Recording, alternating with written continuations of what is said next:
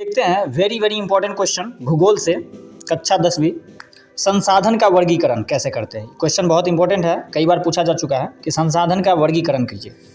तो हम इधर से ऐसे लिखेंगे, संसाधन लिखेंगे और इधर हम लिख देंगे संसाधन के पहले दो भाग में बांटेंगे। तो हम लिखेंगे प्रकृति संसाधन, दूसरा को हम क्या लिखेंगे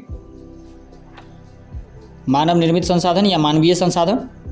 फिर से प्रकृति संसाधन को दो भाग में अगर बांटेंगे तो उसको हम क्या लिखेंगे नवीकरणीय संसाधन, है ना, और अनवीकरणीय संसाधन। ठीक है। फिर से मानव निर्मित संसाधन को अगर हम दो भाग में बांटेंगे तो संस्थागत संसाधन, है ना, या स्थलीय संसाधन, और उसी प्रकार से हम इसको मात्रा एवं गुणवत्ता के हिसाब से। तो ये उतना ज़्यादा इंपॉर्टेंट नहीं, मुख्य जो है इधर वाला है प्रकृति संसाधन में।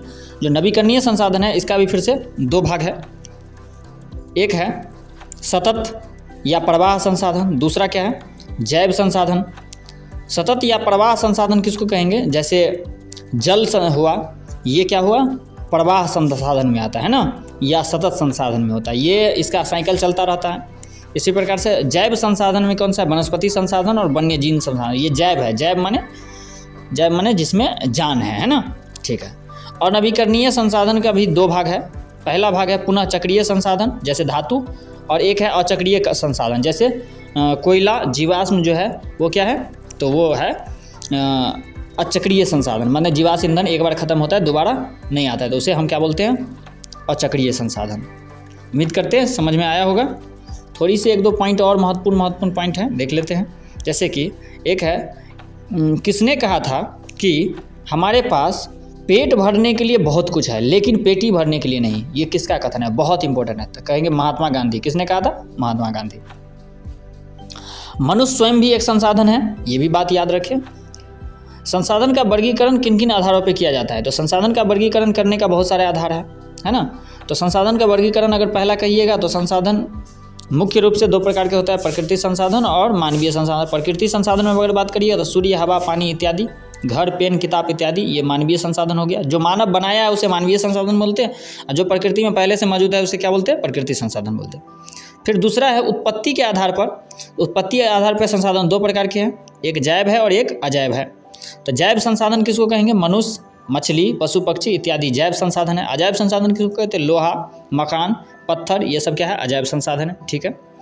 स्वामित्व के आधार पर भी संसाधन कितने प्रकार के हैं, तो चार प्रकार के। स्वामित्व माने निजी, सामुदायिक, राष्ट्रीय, अंतर्राष्ट्रीय। ठीक है।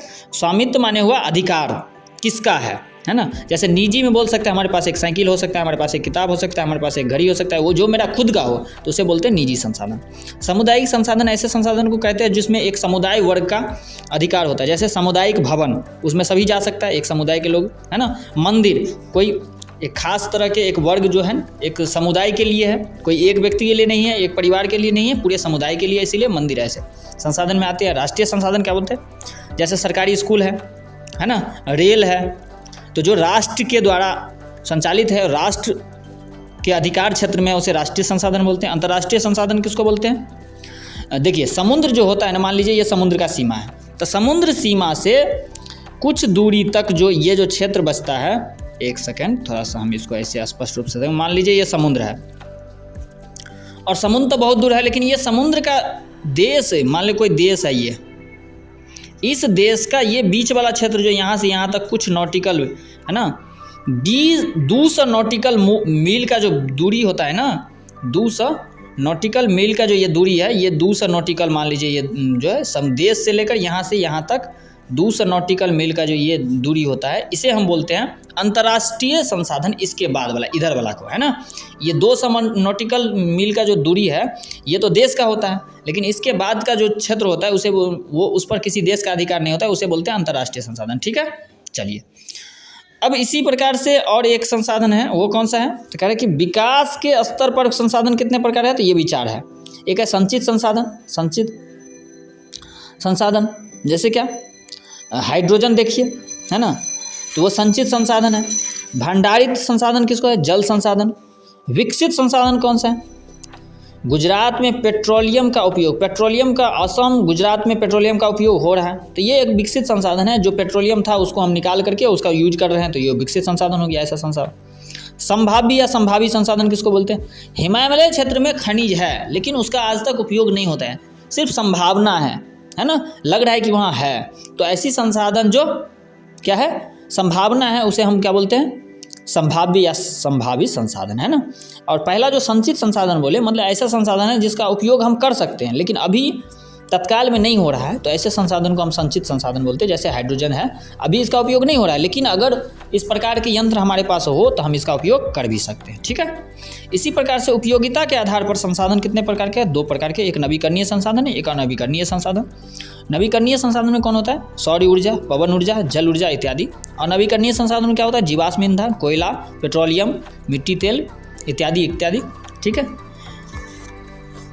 कुछ महत्वपूर्ण तथ्य को अगर देख ले तो कहने का मतलब, सजीव के लक्षण वाले सभी जीव जैव संसाधन कहलाते हैं, जैसे मनुष्य, गाय, बिल्ली इत्यादि। निर्जीव वस्तु को हम अजैव संसाधन कहते हैं, जैसे धातु, पत्थर, मिट्टी, खनिज इत्यादि। जिन संसाधन को पुनः प्राप्त कर सकते हैं उसे नवीकरणीय संसाधन कहते हैं, जैसे सूर्य, पवन, जल इत्यादि। जो संसाधन पुनः चक्रीय नहीं होता है उसे अनवीकरणीय संसाधन कहलाते हैं, जैसे जीवाश्म ईंधन, कोयला, पेट्रोलियम, डीजल इत्यादि। जिस संसाधन पर खास व्यक्ति का अधिकार होता है उसे व्यक्तिगत संसाधन या निजी संसाधन कहते हैं, जैसे पेन, कपड़ा, घड़ी, बैग इत्यादि किसी खास व्यक्ति का कोई संपत्ति। समुद्र तट से 200 नॉटिकल मील तक की दूरी को, है ना, इसको क्या होता है?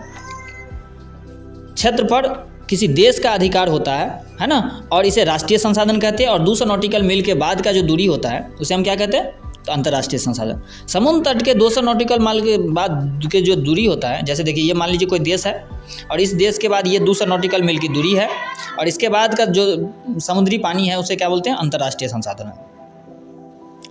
इसके बाद बहुत ही एक इम्पॉर्टेंट क्वेश्चन है संसाधन नियोजन, इसके बारे में हम बाद में पढ़ेंगे।